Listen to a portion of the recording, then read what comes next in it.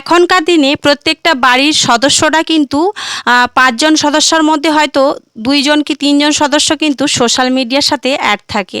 আর বর্তমান যুগে এখন সবাই সোশ্যাল মিডিয়া নিয়েই ব্যস্ত থাকে। ঠিক তেমনই আমিও তাদের মধ্যে একজন, আমিও সোশ্যাল মিডিয়াতে কাজ করি, তোমরা সেটা খুব ভালো করে জানো। তো এখন না সত্যি বলছি, সোশ্যাল মিডিয়াতে মানে যা কিছু চলছে বা আমাদের দেশে বর্তমানে যা ঘটনা ঘটছে, মানে আমার না রীতিমতো ভয় করে ফোনটা অন করতে, যে না পাচ্ছি কোন খবরটা সামনে চলে আসে। তো তোমরা সবাই কাশ্মীরের ঘটনাটা সবাই জানো, তো আমিও জানি, তোমরা সবাই জানো। সত্যি ওই ঘটনার দিনগুলো মনে পড়লে না ভীষণ কষ্ট লাগে। কি দোষ ছিল বলো তো তাদের? তারা সবেমাত্র বিয়ে করেছিল। আর সবেমাত্র বিবাহ করুক কিংবা যারা আগের থেকে করেছে, যাদের বয়সও হয়ে গেছে, ২৬ জন পুরুষ মানুষকে ওরা মেরে ফেলেছে ওই শয়তানগুলো। তাহলে বলো, একটা নতুন বিয়ে করা একটা মেয়ে আর যাদের সাথে যারা ছিল আরও যে ২৫ জন ছিল, তারাও কারোর বাবা, কারোর দাদা, কারোর সন্তান, তাদেরকেও যে মেরে ফেলা হয়েছে। সত্যি এটা কি ওরা ঠিক কাজ করেছে? একেবারেই করেনি।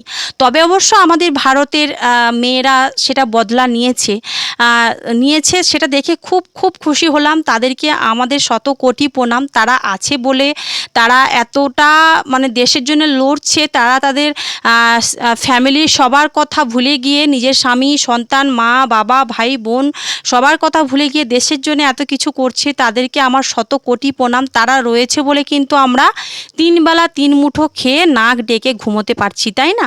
তো সেটাই হচ্ছে ব্যাপার। তবে সিঁদুরের যে বদলাটা নিয়েছে এটা দেখে খুব খুশি হয়েছি। তবে সেই স্বামী তো আর কখনো তার জীবনে ফিরে আসবে না, তাই না? এটাই হচ্ছে আরও একটা বড় ব্যাপার।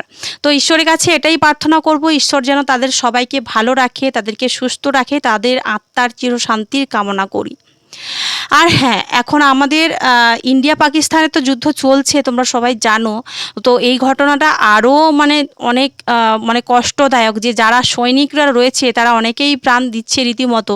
সত্যি সেই কথাটা ভাবলে আরও বেশি করেই কষ্ট লাগে, কারণ তারাও কারোর স্বামী, কারোর সন্তান, কারোর বাবা, কারোর দাদা, কারোর ভাই। সত্যি মানে এই সমস্ত জিনিস দেখলে না আমার আর সোশ্যাল মিডিয়া অন করতেই ইচ্ছে করে না। কি আর করা যাবে বলো? কিছু করার নেই। এটাই হচ্ছে মানুষের জীবন, মানুষের মানে জীবনে কোনো ভরসা নেই। আজ আছি তো কাল নেই, এটাই হচ্ছে ব্যাপার। তো একটা কথাই আমি বলবো, তো ঈশ্বর যেন আমার ভারতীয় সকল সৈন্যদের ভালো রাখে, সুস্থ রাখে, এবং তারা খুব ভালোভাবে যুদ্ধ শেষ করে তার স্ত্রী, সন্তান, মা, বাবা, ভাই, বোন সবার কাছে যেন হাসি মুখে ফিরে আসে। এটাই আমি ঈশ্বরের কাছে প্রার্থনা করি। তো এদিকে দেখো, সকাল সকাল এই যে শুরু করে দিয়েছি কাজবাজ।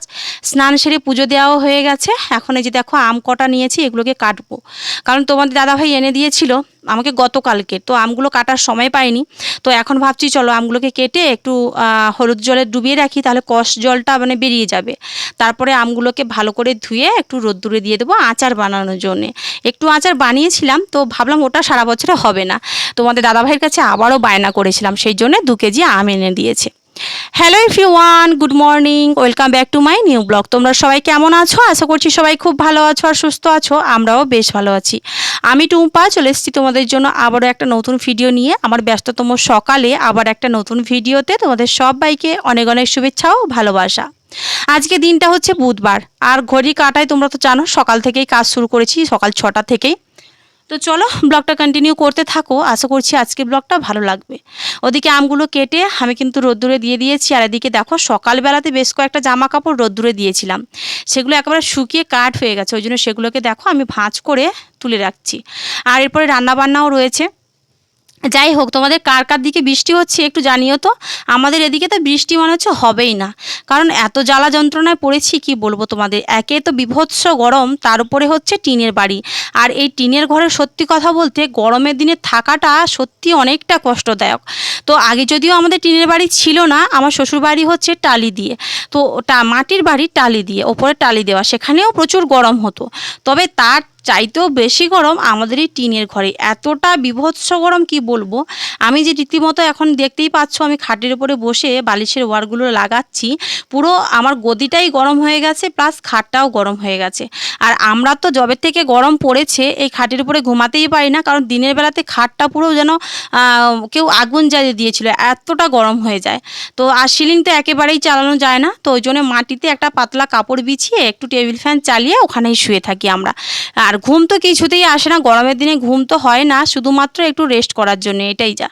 চলো এদিকে বালিশের ওয়ারগুলো লাগিয়ে নিয়েছি, এখন রান্না বান্না রয়েছে, তোমাদের দাদাভাই গেছে কাজে।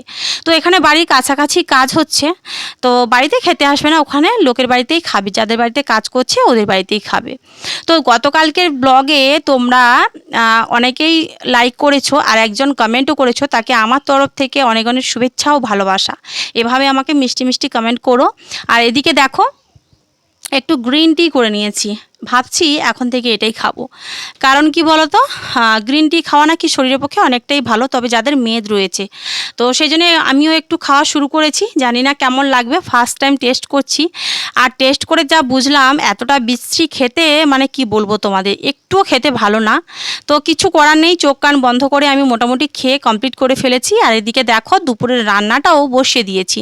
তোমাদের দাদা ভাই গতকাল রাতেবেলা এই যে বাটা মাছগুলো এনে দিয়েছিল, সেগুলো ফ্রিজেই ছিল, তো বের করে দেখো 3 পিস নিয়েছি, আমি, মামাম সোনা আর রাজারণী খাবে। আর এদিকে শাকগুলো কেটেও ধুয়ে নিয়েছি, এগুলো হচ্ছে লাল শাক, এগুলোকে একটু ভালো করে পেঁয়াজ আর কাঁচা লঙ্কা দিয়ে ভাজা করব। আর এদিকে আলু কেটে নিয়েছি, মাছের ঝোল করব। ফাইনালি দেখো মাছের ঝোলটা আমার হয়ে এসছে। আর সত্যি বলছি, মাছের ঝোলের কালারটা তোমরা জাস্ট দেখতে পাচ্ছ যতটা না সুন্দর হয়েছে, তার চাইতে মাছের ঝোলটার টেস্ট অসাধারণ হয়েছিল। শুধু নিজে রান্না করেছি বলে বলছি তা কিন্তু নয়, সাধারণ রান্নাও মাঝে মাঝে দেখবে অসাধারণ লাগে। তবে এই তরকারির মধ্যে কিন্তু আমি তেমন কিছু দিইনি, জাস্ট একটু পেঁয়াজ কুচি, একটু গোটা জিরে ফোড়ন, আর হচ্ছে তোমার হলুদের গুঁড়ো, লবণ আর একটু লঙ্কার গুঁড়ো, ব্যাস। আর আলু আর মাছ, এটাই হচ্ছে আমার রেসিপি। আর আমরা আমাদের অভাবের সংসারে, দিন আনা দিন খাওয়ার সংসারে আমরা এভাবেই খাই, অত হাবিজাবি খাই না, আর অত কিছু মশলা মিশিয়ে রান্না করার মতো আমাদের বাড়িতে এগুলো নেই। তো যাই হোক, চলো এদিকে শাকটাও আমি ভেজে নিচ্ছি। আর ওদিকে মাছের ঝোল হয়ে গেছে, ভাতটাও হয়ে গেছে, এখন শাকটা ভেজে নিলেই মানে দুপুরের রান্না কমপ্লিট। আর সত্যি কথা বলতে, এই যে গরম, বিভৎস গরম, এই গরমের মধ্যে উনানে রান্না করাটা যে ঠিক কতটা কষ্টদায়ক, সেটা আমরা যারা রান্না করি সেটা তারা, মানে সেটা ভালো মতোই তারা জানে আর কি, যারা যারা রান্না করে উনানে। তবে ওভেনে রান্না করলে কি বলো তো, খুব একটা গরম মনে হয় না, কিন্তু উনানে রান্না করতে গেলে অনেকটাই ঘেমে নিয়ে স্নান করে রান্নাবান্না করতে হয়। চলো এদিকে পেঁয়াজ কুচি, কাঁচা লঙ্কা কুচি দিয়ে দেখো এই যে শাকটাকে ভালো করে নাড়াচাড়া করে নিচ্ছি। আর সত্যি শাকের মধ্যে যদি একটু বেশি করে পেঁয়াজের কুচি দেওয়া যায় না, তাহলে সেই শাক ভাজা খেতে কিন্তু দারুণ টেস্ট লাগে। যাই হোক, খাওয়া দাওয়া করে তো আমরা একটু রেস্ট করছিলাম, এখন বাজে বিকেল 4:30 মতো। আবারও দেখো রাতের রান্না বান্নার জোগাড় শুরু করে দিয়েছি, কারণ আজকে না সন্ধেবেলা 5টা থেকে আমি রান্নাটা বসিয়ে দেবো। কারণ মেয়েকে পড়িয়ে উঠতে উঠতে সেই 9টা 10টা মতো বেজে যায়, তখন রান্নাঘরে গিয়ে না রান্না করতে আর ইচ্ছেই করে না, মনে হয় যেন একটু শুয়ে থাকলে ভালো হতো। ওই জন্য তাড়াতাড়ি রান্নাটা করে তারপরে মেয়েকে পড়তে বসাবো। আর তোমাদের দাদাভাই এখানে বাড়ির কাছাকাছি কাজে গেছে আর কি, তো ওই জন্য ভাবছি একটু রান্না বসাবো। তো তোমার দাদাভাই আসলে কথাও একটু বলবো, তারপরে ও বাজারের দিকে চলে যাবে, আর মেয়েকে পড়িয়ে টড়িয়ে তারপরে বাড়ি আসলে পরে আবার খাওয়া দাওয়া করে আমরা ঘুমাবো। চলো ফাইনালি সবজিপাতি কাটা হয়ে গেছে, আর এখন সন্ধেবেলা রান্নাটা বসিয়ে দিয়েছি।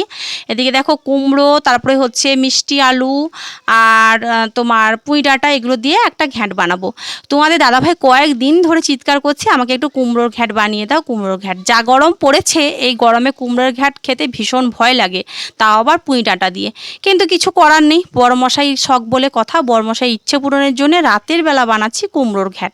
যদিও রাতের বেলা খাওয়াটা একেবারেই উচিত নয়, আর এখন যা গরম পড়েছে রাত দিন কোনোটাতেই খাওয়া উচিত নয়, কিন্তু ওই যে বড়মশাই স্বাদ হয়েছে, খাওয়াতেই তো হবে।